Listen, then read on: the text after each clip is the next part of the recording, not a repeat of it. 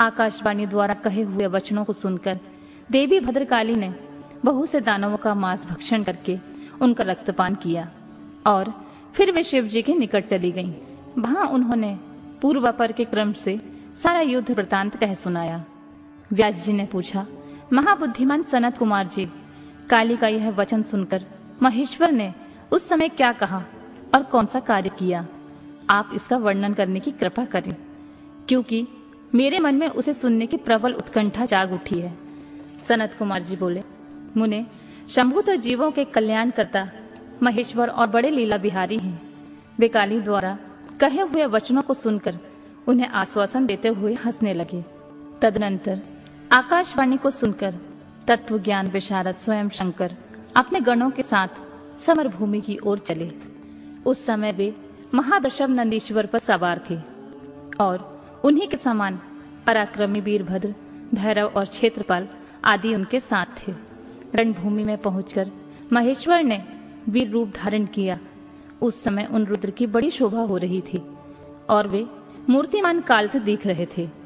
जब शंखचूड़ की दृष्टि शिव जी पर पड़ी तब वह विमान से उतर पड़ा और परम भक्ति के साथ दंड की भांति पृथ्वी पर लौटकर उसने सिर के बल उन्हें प्रणाम किया। इस प्रकार नमस्कार करने के पश्चात वह तुरंत ही अपने विमान पर जा बैठा और कवच धारण करके उसने धनुष बाण उठाया। फिर तो दोनों ओर से बाणों की झड़ी लग गई।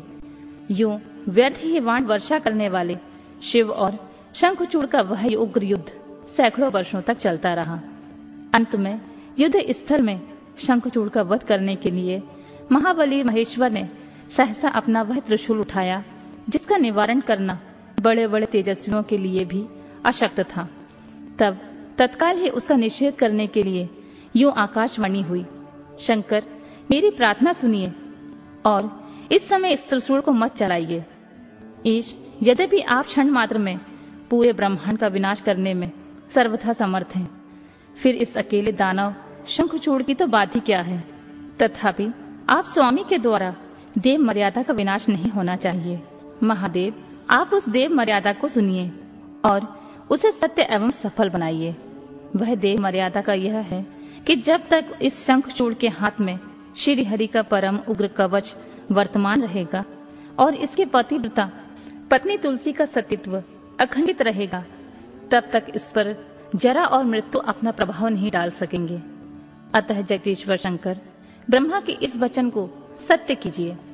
तब सत्पुरुषों के आश्रय स्वरूप शिव जी ने उस आकाशवाणी को सुनकर तथास्तु कहकर उसे स्वीकार कर लिया और विष्णु को उस कार्य के लिए प्रेरित किया। फिर तो शिव जी की इच्छा से विष्णु वहां से चल पड़े। वे तो मायावियों में श्रेष्ठ मायावी ठहरे।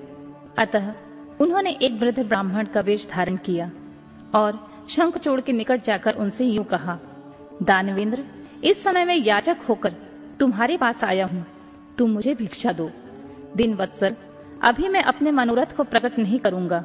जब तुम देना स्वीकार कर लोगे तब पीछे से मैं उसे बताऊंगा और तब तुम उसे पूर्ण करना। ब्राह्मण की बात सुनकर राजेंद्र शंखचूड़ का मुख और नेत्र प्रसन्नता से खिल उठे।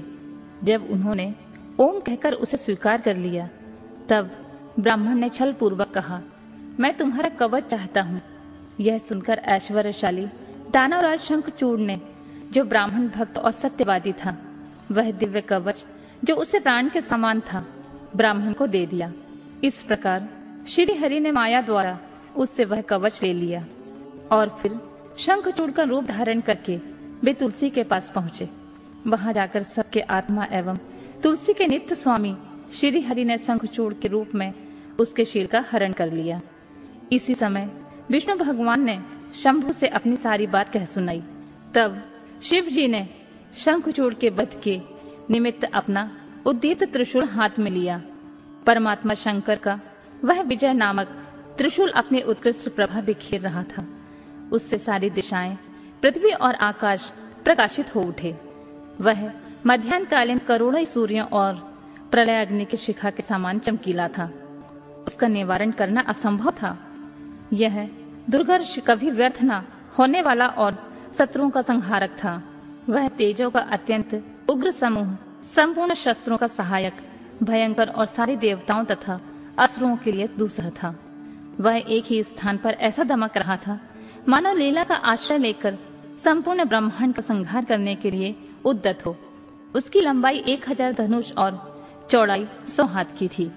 उस जीव ब्रह्म स्वरूप शूल का किसी के द्वारा निर्माण नहीं हुआ था। उसका रूप नित्य था। आकाश में चक्कर काटता हुआ वह त्रिशूल शिव जी की आज्ञा से शंखचूड़ के ऊपर जा गिरा और उसने उसी क्षण उसे राख की ढेरी बना दिया। विप्र महेश्वर का वह शूल मन के समान वेगशाली था।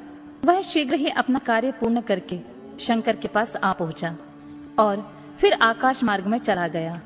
उस समय स्वर्ग में दुंदुभियां बजने लगी, गंधर्व और किन्नर गान करने लगे, देवों तथा मुनियों ने स्तुति करना आरंभ किया और अप्सराएं नृत्य करने लगी। शिव जी के ऊपर लगातार पुष्पों की वर्षा होने लगी और ब्रह्मा, विष्णु, इंद्र आदि देवता तथा मुनिगण उनकी प्रशंसा करने लगे। दानवराज शंखचूड़ भी शिव जी की कृपा से शाप मुक्त हो गया और उसे उसके पूर्व श्री कृष्ण पार्षद के रूप में प्राप्ति हो गई। शंखचूड़ की हड्डियों से शंख जाति का प्रादुर्भाव हुआ। जिस शंख का जल शंकर के अतिरिक्त समस्त देवताओं के लिए प्रशस्त माना जाता है, महामुनि श्री हरि और लक्ष्मी को तथा उनके संबंधियों को भी शंख का जल विशेष रूप से अत्यंत प्रिय है, किंतु शिव के लिए नहीं। इस प्रकार शंखचूड़ को मारकर शंकर, उमा, स्कंदन और गणों के साथ प्रसन्नता पूर्वक नंदीश्वर पर सवार होकर वे शिवलोक को चले गए। भगवान विष्णु ने वैकुंठ के लिए प्रस्थान किया और देवगण परमानंद मग्न होकर अपने अपने लोकों को चले गए। उस समय जगत में चारों ओर परम शांति छा गई। सबको निर्विघ्न रूप से सुख मिलने लगा। आकाश निर्मल हो गया और सारी पृथ्वी पर उत्तम उत्तम मंगल कार्य होने लगे। मुनि, इस प्रकार मैंने तुमसे महेश के जिस चरित्र का वर्णन किया है वह आनंददायक, सर्व सुखारी, लक्ष्मीप्रद और संपूर्ण कामनाओं को पूर्ण करने वाला है।